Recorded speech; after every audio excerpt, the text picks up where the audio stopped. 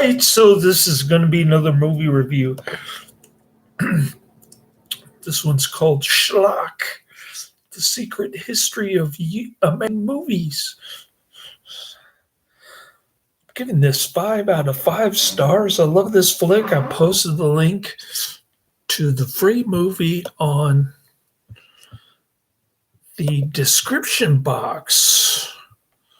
I think I watch the movie for free here with the link. I did. I can see it when I hit the edit button.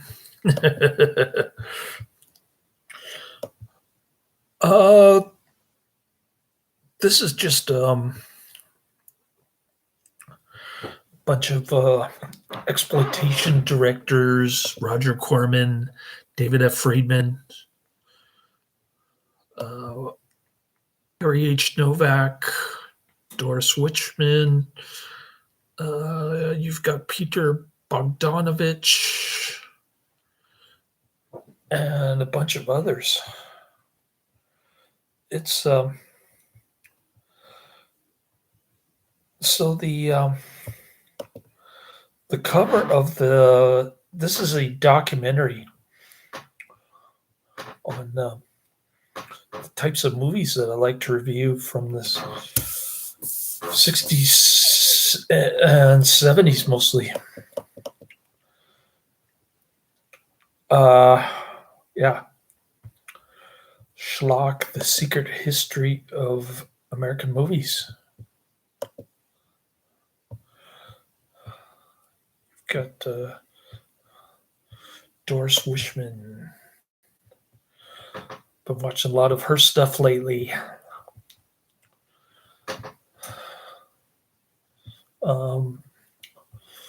More like this, American Grindhouse, which I have reviewed, I think.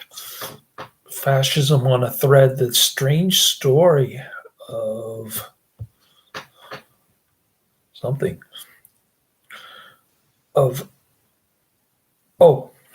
Fascism on a Thread, The Strange Story of Nazi exploitation cinema. I want to see that.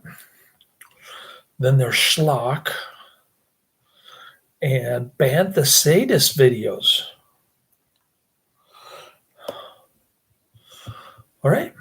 The cover illustration used for Schlock was influenced by Agony of Love, 1966, featured in Corman's World Exploits of a Hollywood Rebel, 2011, which I've also reviewed, I believe. Soundtracks, Your One and Only Original Lizard Brain, arranged and produced by Johnny English. Words and music by Ray Green. Green Protagonist Productions. All right.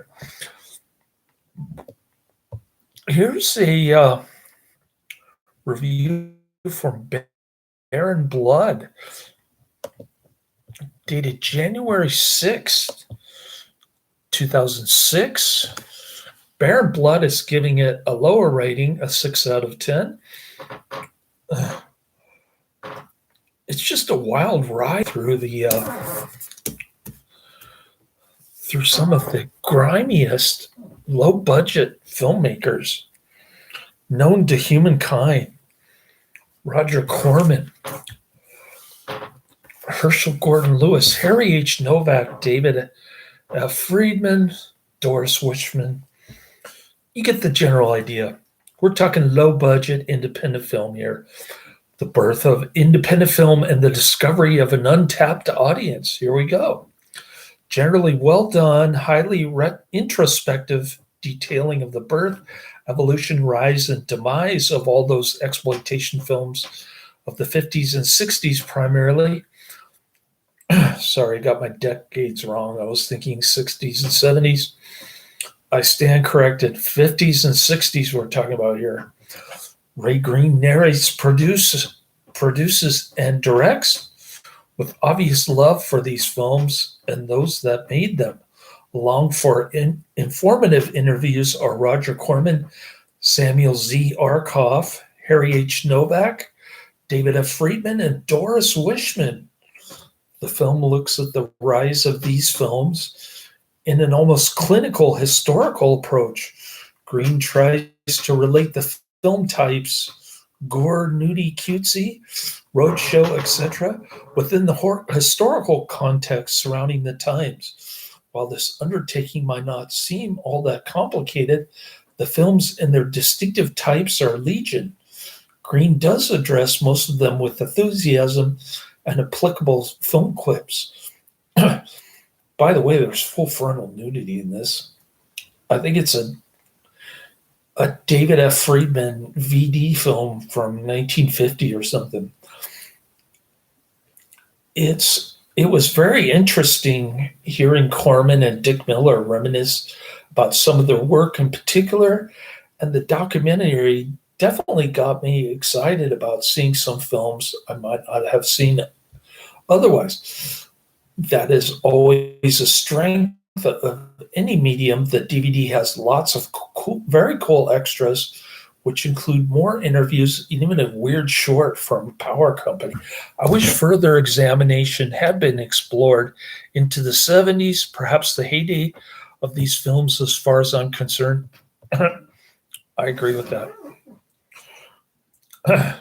Maybe when I said 70s, it was wishful thinking on my part. They barely scratched the surface, unfortunately. That is one of the drawbacks, I have to admit.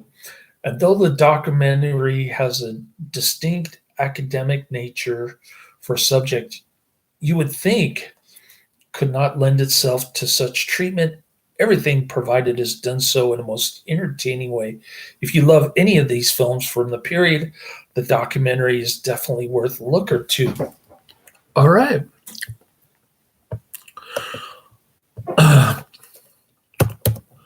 So it's basically film clips and interviews of some of the really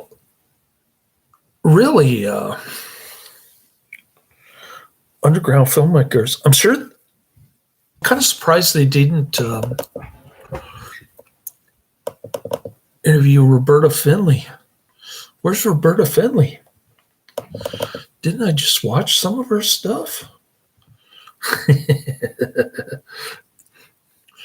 How can you say that Doris Wishman is the primo woman director of the 20th century?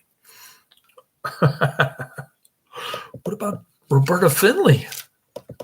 Come on now. All right, so I'm trying to pull up my movies list. Here we go here. I've got it up. And sorry that I haven't done any reviews last weekend. I was studying for my actuary exam. And at the end, today I find out that I can actually go through the whole 6-hour training again. I was kind of lagging with my studying because I had too much church stuff going on last week. And I had my son for vacation for 4.5 days, I guess. So I kind of fell behind with movie watching and reviewing. But I woke up at 2 this morning. I got all my 6 hours of notary study down. I didn't feel tired going back to work on my first day back. And tonight I still feel refreshed and awake and ready to do a movie review. So I've got all my notary studying done until Saturday, when I'm just going to cram everything. I got an 87% on my practice exam, which is decent.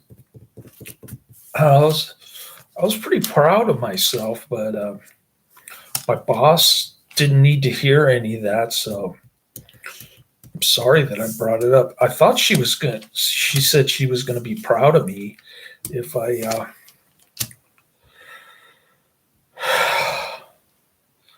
pass. Okay? So I'm trying to go through all the red tape, the rigmarole with getting my my notary application filed and my exam squared away for Saturday. What a big hassle. Fortunately, I got the Legion of Mary to reschedule the Saturday morning meeting to Friday night. Anyways, going down my list, I've got the Mad Monster, 1942, the Immoral 3, 1975, and King Kong Lives, 1986. So those are my next three movies coming down the pike. I hope you enjoyed this review, and I'm going to have to confess that I saw an adult movie. There's a lot of nudity in this.